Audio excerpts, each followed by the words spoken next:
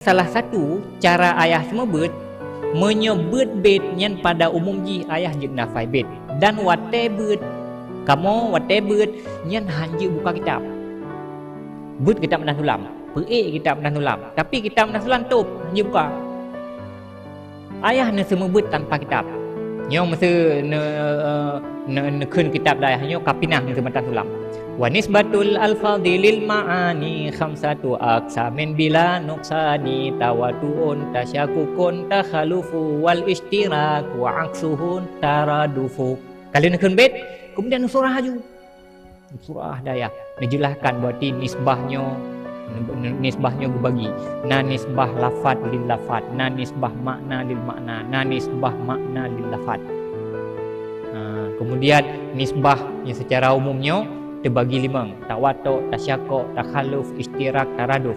Makna tawatuk, makna tasyakuk kemudian dijelaskan.